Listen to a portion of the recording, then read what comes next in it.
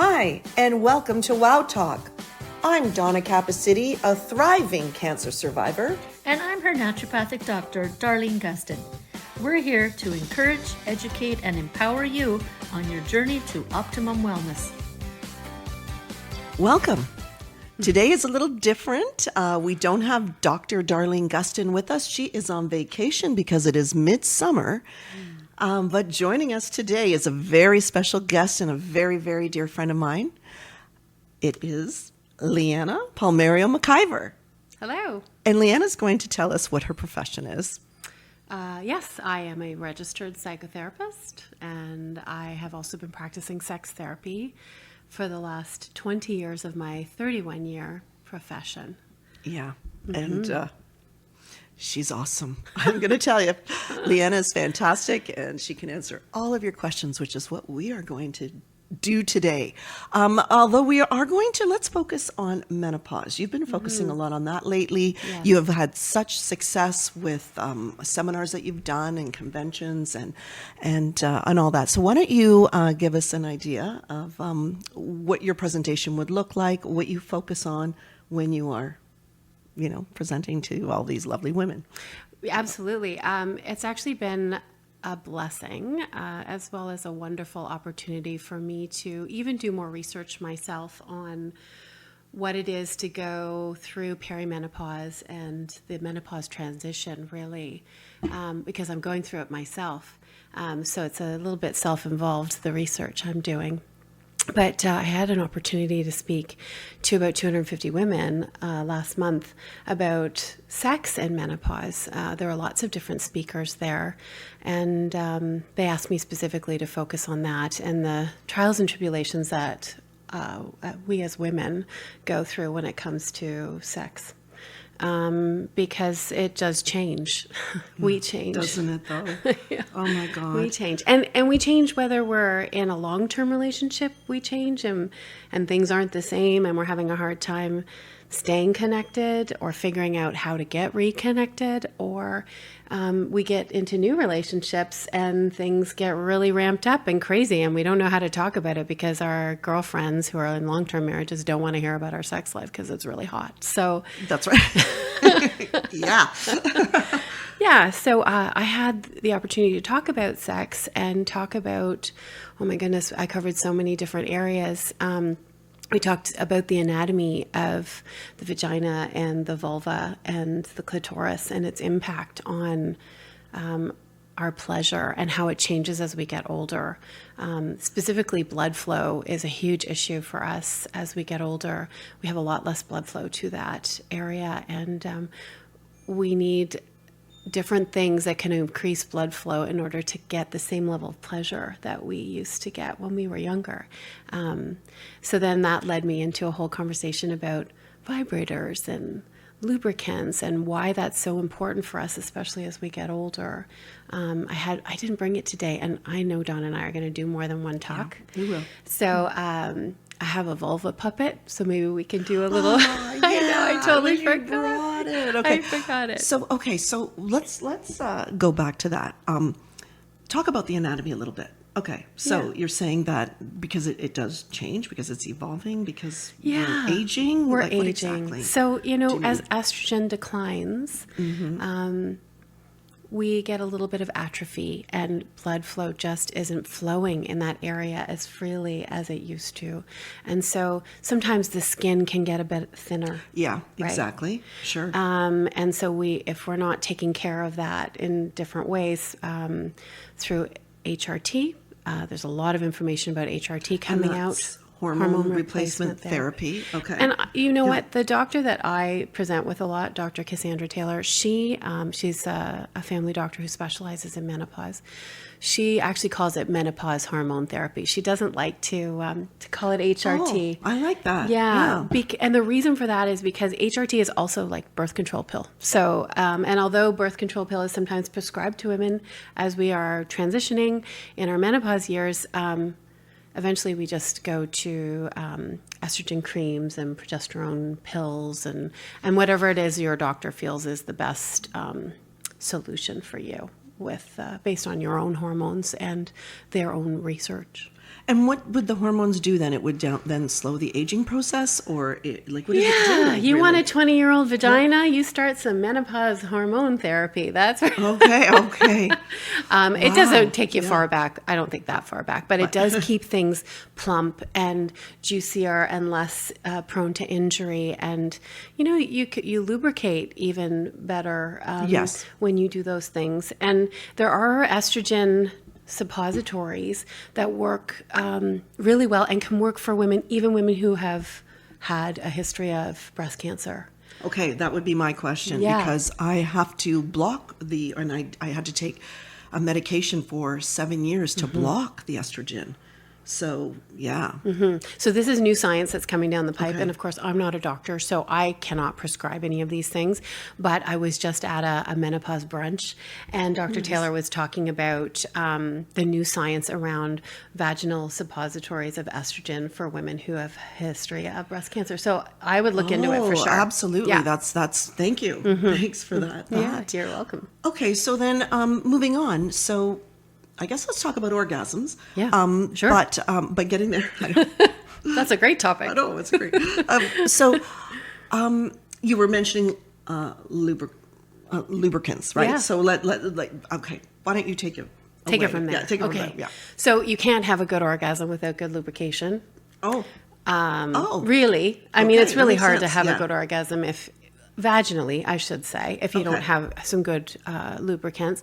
And I think, I don't have my list in front of me. There are a list of really good lubricants out there that you can use in perimenopause and post-transition menopause that aren't, estrogen suppositories. You can, the key is to use the least amount of ingredients possible on the ingredients list. And make sure that they don't have glycerin in them. I think one of the worst ones back in the day, and I think it's still out there, is KY jelly. They don't even list the amount of glycerin in it, but I think when I did some research, it was close to 15-20% of glycerin. You don't need that in your vagina. That's not good for your vagina. Okay. So good to know. Glycerin-free, paraben-free, all natural as you can go. Even coconut oil can be lovely, particularly on the outside, but I would still buy a good lubricant. A good lubricant. Okay. And could you find those online? Is that what you do, and just kind of Google that sort of thing? We're Canadian. I love pinkcherry.ca. I'm going to do a little plug for them. Oh, good. They're a Okay. Canadian sex store online, and they have fantastic products. And most of them are Canadian or shipped in from Europe or whatever, but they deliver right to your home. And they have a whole list of wonderful organic lubes, silicone-based or water-based. It really is a personal preference, to be honest. I prefer water-based because they don't make any stains. But silicone can be a little more slippery. So it just depends on how dry you are. So that's kind of the lubricant talk in a nutshell. There's a lot more specifics we can offer. I don't know if Donna does stills, or we can make up a page. Yeah. Yeah. We could do that for sure. Just a little quick shot of that, because I have a whole list of resources that are pretty great. Yeah. Yes. Okay. So And then orgasm is, fun. yeah. So, let's talk about that, because as we get older, it does take longer. Maybe not for everybody, but coming from some experience that I've heard about, it can take much longer. So, what do you recommend besides a good lubricant? Yeah. So, orgasms can happen with a partner or without a partner, which is what's wonderful about orgasms and why masturbation is so important. The more we have orgasms, the easier it is for us to have more orgasms. So it's just like stimulating this loop from here down to wherever it is that gives you pleasure. Now, I've been doing sex therapy, like I said, for over 20 years in conjunction with my psychotherapy practice, which has been over 31 years. And sex and anxiety, they just mesh. And anxiety has always been a specialty for me, anxiety disorders. And I mean, really 80% of my work is actually trauma and anxiety and first responders. And it's not sex therapy, but I dabble in it because not a lot of people are comfortable talking about sex therapy or going to a sex therapist. But is it a cool topic and fun to research. And so we have this is our sex organ here. It's not down there. And we need to get this in So, the mood. This For in our the space. listeners, you're pointing to My head. your head. My head, Your yes. head. Okay. Your brain. Your brain. Okay. Your brain is what needs to be stimulated. And the more stimulated your brain is, the more open other areas of your body are to being stimulated. And ideally, I mean, for women, the clitoris is a wonderful space to stimulate in order to give you the best orgasms. And the clitoris it's almost alien looking. It's the coolest organ in our body, I think. You know, we didn't have a clear picture of the clitoris till 2005. What? That's crazy. That is so crazy. Yeah, and that just goes to show you how little research has been put into women's health. Yeah. Health. Right, but Viagra And, went crazy however many years ago. Yes, exactly. Yeah. 2005. I'm shocked. Yeah. I'm shocked. So I mean, it's actually got 4 lobes and the tip, the nub that sticks out underneath the clitoral hood is where we usually stimulate the most. But then there's 2 other almost lobe-like creatures, extensions, I want to say. It does look really neat. Yeah. Maybe we can post it in a still That's what later. We'll do a follow-up with this, and then Yeah, because you can do stimulate your something, clitoris up inside your vagina, up on the top. And that's a great place to stimulate while also stimulating the nub on the outside. That'll give you a really great orgasm. Okay, so, but that's not the G spot, or it is the G spot? So that's the funny thing. Okay. So it used to be called the G spot. I think now they've changed it to the G area. The G area. Yeah, because okay. it's all connected to the clitoris. This is all new this is science. all- We're oh my learning and learning and learning, and yeah. So it's for a lot That's of really women. cool. I know, even for myself, it's a wonderful area to stimulate inside as well as outside at the same time. It's a really great place to experiment with. So you can use that. You can use a dildo on the inside or your partner, and then use an external vibrator. Yeah. Wow. Kind of fun. Is wonderful. I think going into these years, it's our time. Don't you feel like we've just done everything? We've taken care of our kids, we've raised them if we have them, and we've been through trials and tribulations maybe with our partners, whether they've come and gone in different ways. And now it's time for us to just take a breath and sit back and go, where do I want to get my pleasure from? It doesn't always have to be sex. That's true. But we are talking about sex We today, are. so we're going to stay on focus. Okay. But I mean, That would we be could get it from lots of other places, Exactly. right? We'll do that in our next one. We'll talk Totally. about the other We thing. can talk about pleasure next time. Yes. Okay. What are we missing? What are we missing? Oh, how about foreplay? Oh gosh. So- I did talk about foreplay at my talk. Yes. So important. Yeah. So let's What talk do you about like it for here. foreplay? Am I allowed to ask you that question on this podcast? Okay. Yeah. You can edit it out if you want, I guess. Well, where do I begin? For me, it all starts with the kiss. That's where it starts, and of course there has to be touch. And but I find the kissing is a huge thing, and we just need to take things slow, like real slow. For me, real slow, Yeah. and I need touch right from like head to toe. If that, I am with you. yeah. I am with you. Although I will tell you, and I think about my friends and their partners and how long they've been in relationships, they're not making out.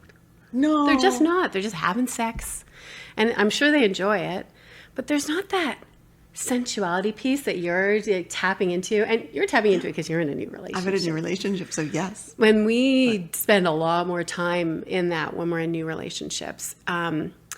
I am not in a new relationship. I'm with my husband for 19 years. Amazing. And but we still like to kiss. So I get that. love So it really is a personal thing.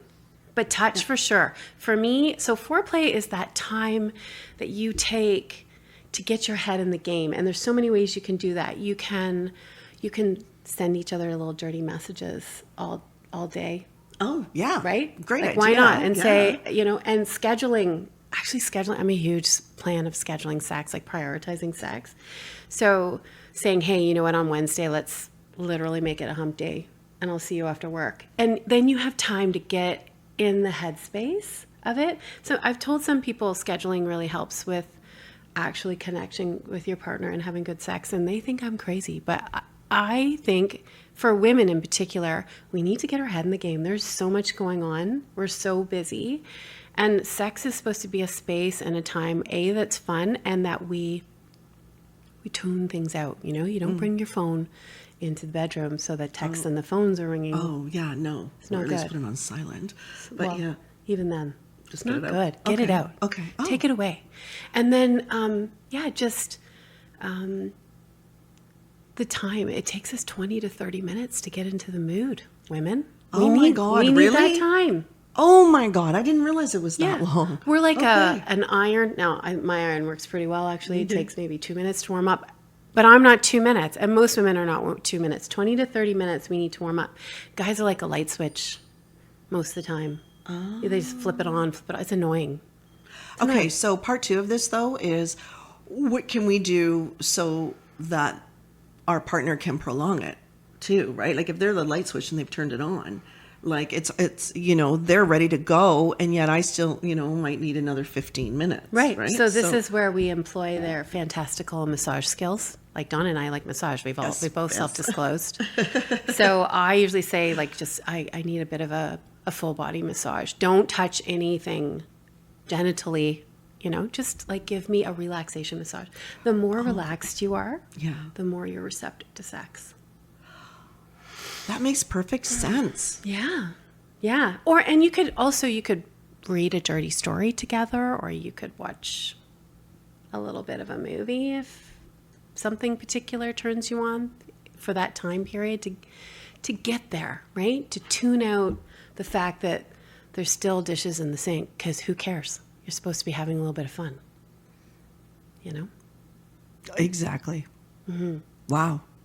I mean, sex is the only fun that we really can have, not that we really can have, but with our partners intimately, without anyone else there, right? It's supposed to be our playtime. And I find as we get older, we've lost that as a habit. Okay, that makes really good sense. You have to prioritize it, Yeah. Yeah. Wow. Okay. I think we need to talk about ways we can do that too. Yeah. Maybe not on this one, but is there anything else we should cover before? We probably should have say made a that? list, because I'm in perimenopause and I forget things all the time.